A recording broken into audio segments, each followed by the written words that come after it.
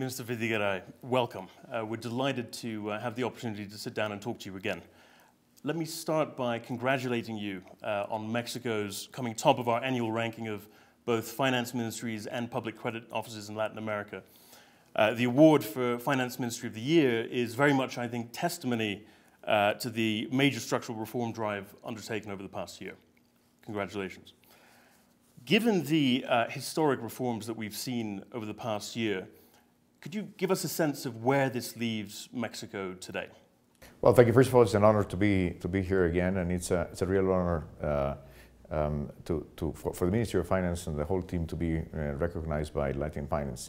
It's great motivation to continue pushing our efforts to transform the country. As President Peña said when he took office, he's not here to manage the government, but to transform Mexico. And the transformation of Mexico is exactly what happened last year. And the importance of the reforms of 2013 that are now being implemented in 2014 is going to be long-lasting. Mexico needs to be a more competitive economy.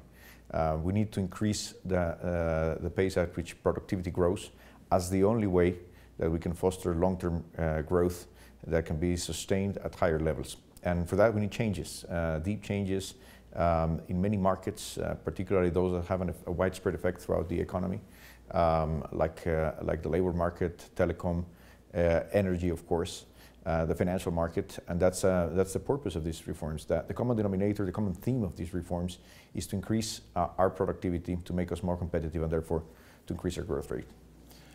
Ultimately, what will be their true effect, though, if you were to quantify the significance of the reform? Well, first of all, we're not doing these reforms to increase the growth rate of the next quarter or even the next year. These are reforms that are designed to have an effect, a long-lasting effect for years and decades to come. We estimate that by the end of the decade, these reforms should be adding approximately two percentage points to our GDP growth, so that we can have a sustainable growth rate around 5% of GDP. There seems to be, notwithstanding the wide praise for the reforms and indeed the international recognition bestowed on these efforts, there seems to be a growing gulf between the international perception and the domestic mood. How would you account for this discrepancy? Well, clearly our growth rate last year was disappointing, and we're still in the process of recovering a better growth rate, and that has an effect on the business environment that creates some doubts on the efforts. But as I said, we are doing these reforms not just to improve the short-term prospects of the economy, but to have a long-lasting transformational effect.